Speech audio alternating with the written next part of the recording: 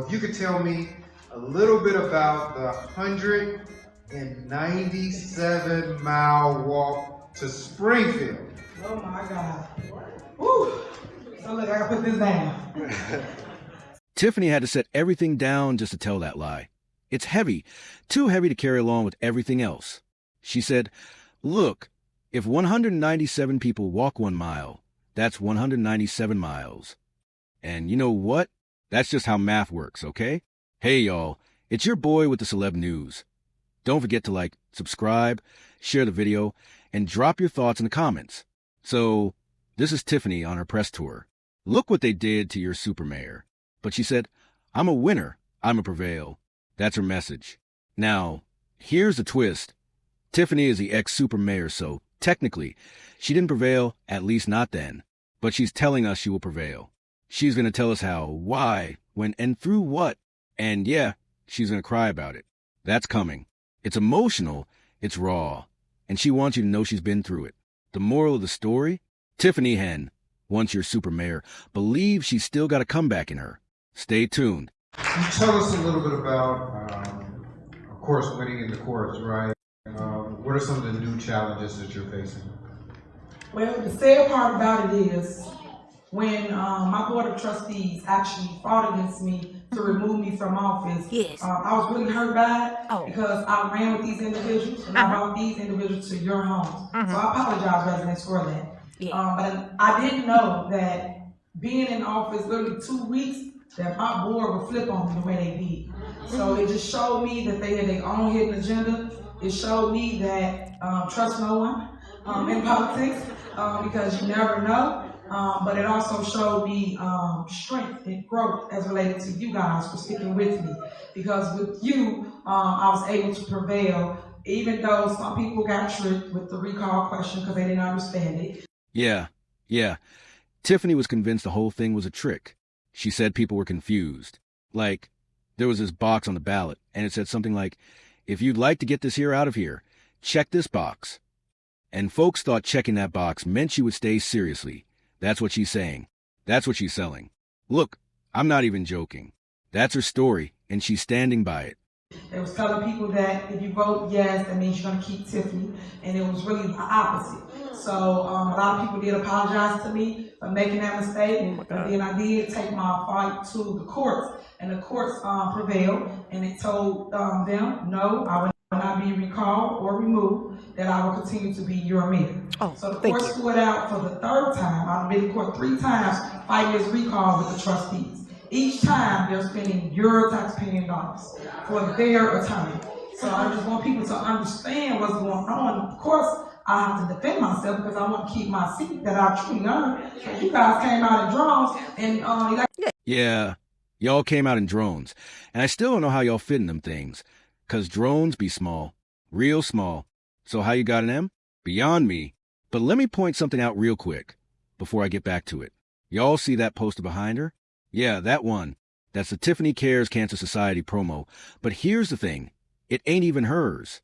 She was just advertising it, promoting it like it was her own. It's weird, right? Super weird. But hey, go ahead, Tiffany. You cook. Do your thing. elected me by 82% of the vote in 2020. Thank y'all for that. And you see, you didn't make a mistake because I'm actually delivering everything I said I would actually do. And I just wish I had a board to help me deliver the things that I'm doing and stop trying to hold it up. I'm happy that you guys are with me, and I'm happy to see each and every one of y'all. And I'm going to continue to keep pushing because guess what? Won't stop, won't quit, right? So thank y'all. She won't stop, won't quit, right? Cut. Let's try that again. Won't stop, won't quit. Did you hear that? It's like she's trying to come up with a catchy slogan, but it's just not working. Tiffany, it's not clicking. What's supposed to click just ain't clicking. Like her heels, they might be clicking, but not in the way she thinks. Now, Tiffany loves a good pair of heels, no doubt, but watching her walk in them, it's hilarious. Those heels are walking her, not the other way around. Anyway, watch this. She just explained the whole situation with the court stuff. The interviewer asked, "Can you talk about some of the challenges you're going through?" And boom, she launched into the full breakdown. She gave the whole story, the whole little shebang. So now, we're switching gears. Time to move on. Let's talk about something positive. Yes, good call, sir. Let's shift to some uplifting vibes. So, Tiffany, he says, tell us a little about upcoming events. What's on the horizon? And here we go. She's talking about the Village of Dog coming up. Sounds interesting, right? Tell us more, Tiffany. Let's hear what you got going on. Let's keep it positive. Yes, good. Good energy. We need that. So, a couple things, and one thing I forgot to mention about the recalls, and you will hear about it, I'm sorry, was that they actually lost the circuit court, they lost the appellate court, and they lost chancellor, 3 courts. Now, since they lost every court, they now trying to take it up again to the Supreme Court. So I just want y'all to know that. So that already cost us $500,000, but we could have built something with $500,000 and gave y'all the money, right? So I'm just showing you. She gave y'all the money, and now look at that. Just look at her face. She's sitting there like, oh, I got them. I got them in the palm of my hand. They're buying every single one of my lies.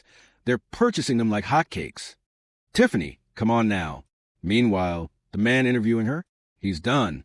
You can tell from his body language. He's beyond tired of hearing her talk. You know how I know? He's so fed up, he doesn't even care that his ridiculous sock is showing. He didn't pick that sock for style. It doesn't match his outfit. Wasn't meant to be seen. But now, he's so over it. He's crossed his leg away from her, like his whole body just wants to get away. He's sitting there like, asterisk, oh my God, just get me out of here. Asterisk, that's what she's putting this man through. Tiffany, move on, please. And then there's the outfit. You can tell she hired a stylist the minute she stepped into that building.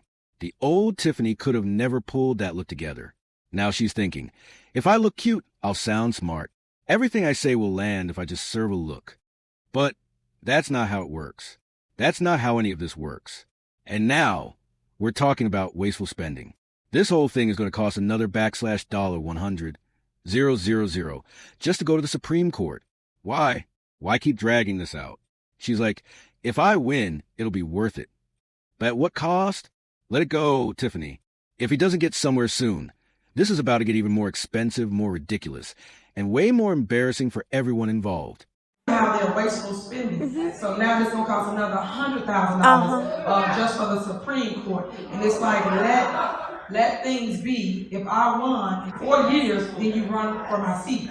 Just like I would do for anybody else. You shouldn't remove any elected official, because this is me elected official I love to remove, but if they earned their seat, right? So if they earned their seat, you let them see they turn through. And then when y'all don't like it, I know what to do. So that's kind of where we are with that, but I just want y'all to know that I'm not here to fight with my board. I'm here to build my community. Oh, yeah. Which I hope y'all see me doing. That's all I care about. I would love for them to turn that camera around so we can see the audience. Seriously, I want to know who was clapping. Who are these people? Because I have a strong feeling they're all Tiffany's family. Y'all know I'm rooted here. I keep telling you, I grew up here. Asterisk rapping, holy? Asterisk, is that where this came from? This man actually said Tiffany had a future in rap. Why? Because she said, I grew here, they flew here, and strung a couple rhymes together. He heard that and said, asterisk, you've got a career in rapping, fast forward 2.5 years later. Tiffany's out here a rap career. And it's hilarious. Just hilarious. But hey, music is your calling now? Okay, sis. Speaking of which, upcoming events, what you got next, Tiffany? Let's hear it. Because this journey, it's something else. Music is your calling. Music is your calling. So upcoming events. Again, thank you residents for waiting so patiently. I'm going to ask a couple questions and let our mayor expound on a couple things. Is that okay? So Mayor, a couple weeks ago, I saw you and people had on their white t-shirts and white hoodies with the pink in regards to breast cancer. So if you could tell me a little bit about the 197-mile walk to Springfield. Oh my God. Woo. So look, I gotta put this down. She had to put that down just to tell that lie. And it's heavy, too heavy. I mean, I can't even hold all of this in that lie. Look at her. You can see it coming. She's about to say it like it's profound. Look, if 197 people all walk 1 mile, that's 197 miles. That's 197 miles, okay? It just is. That's how math works. Oh my God, please, someone explain it to us. And then she dives in with, everybody knows cancer is like the #1 killer. to a lot of people, and it's quiet. Tiffany, that didn't make sense. I'm sorry. I'm sorry. I'm sorry. But I'm going to need you to try that one more time. And I don't mean one more time and again. I mean one more again, okay? Let's walk it back. Cancer is the #1 killer to a lot of people, and it's quiet. Wait, so first of all, you got to finish that #1 sentence. Like, #1 amongst what? Be specific. It's the #1 killer of a lot of people, doesn't even track. And if that's true, what's #2? You see what I'm saying? Tiffany, this is what happens when you start trying to sound deep, but didn't plan it out. It just unravels. Now, look at this man sitting across from her. He is trying so hard to keep it together. His face? His whole body is screaming what I just said. You see him? His facial expression is locked in this tight little wince. That's not just a look. That is his body physically holding in his thoughts. He is not open to what she's saying. He's not buying it. And I know this because of his leg. Yes, his leg. It's crossed away from her, pointed in the opposite direction. Classic body language. That leg is trying to leave the conversation. This whole thing is comedy gold. She's trying to land a point, but nothing is landing. And meanwhile, this poor man is trying not to burst out laughing or just get up and walk out. Absolutely hilarious. Daily. In 2004, my mom was diagnosed with breast cancer, and it was the hardest year of my life. And I had to work really fast. I had to become a parent at a young age and raise my brother and sister while she actually go through chemo and radiation. And women that understand where I'm coming from, y'all know, ain't nothing like our hair. Once you start losing your hair, you feel less than a woman. Okay, but seriously, how's your hair doing, Tiffany? Because we're concerned. And I mean that genuinely. I just don't want you feeling like less of a woman.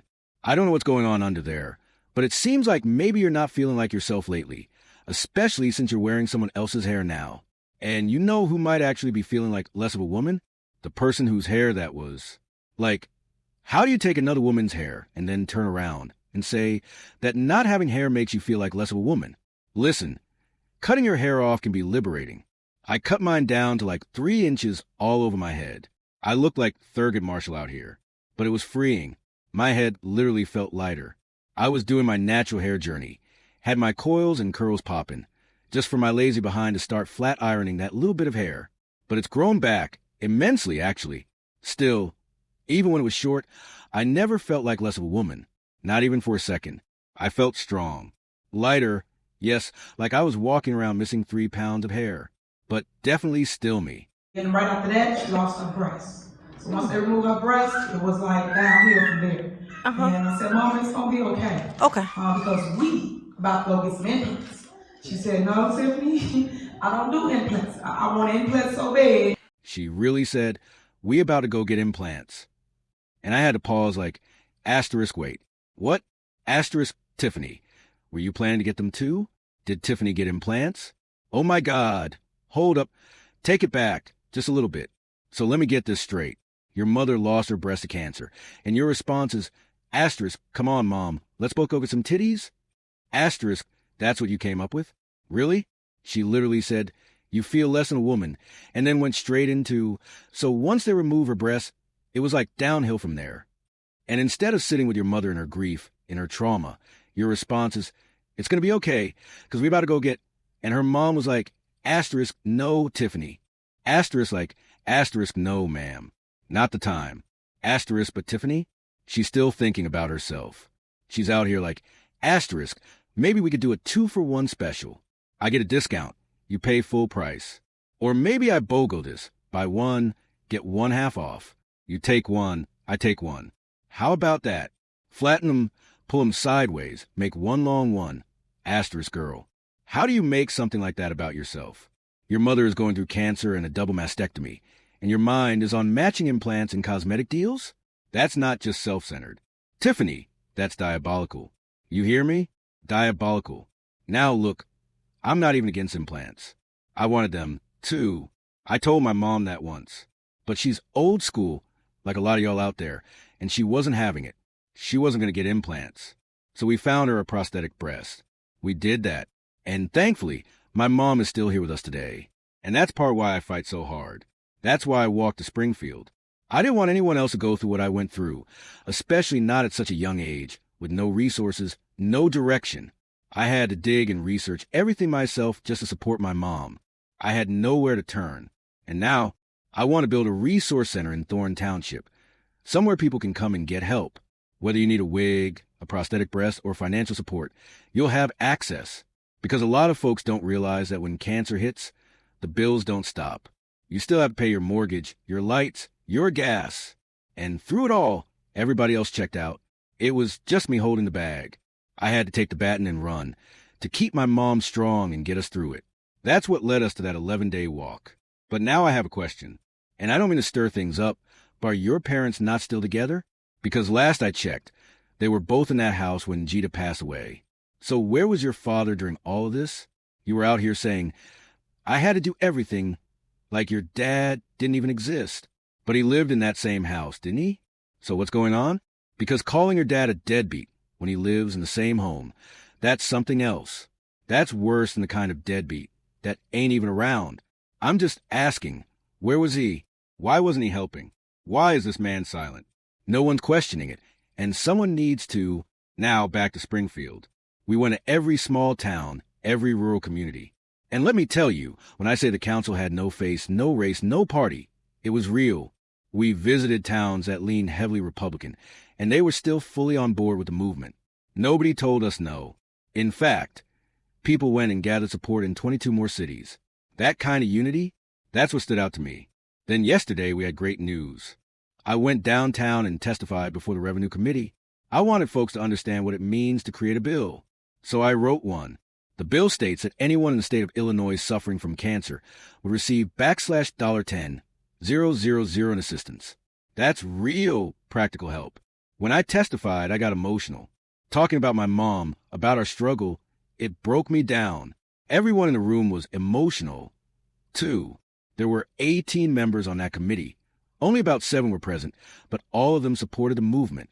Now, the next step is to register the bill and then find funding. But I've already done the research. I've put in the work. And at the end of the day, all of this started with a daughter doing whatever she could to keep her mom going and learning how to turn pain into purpose.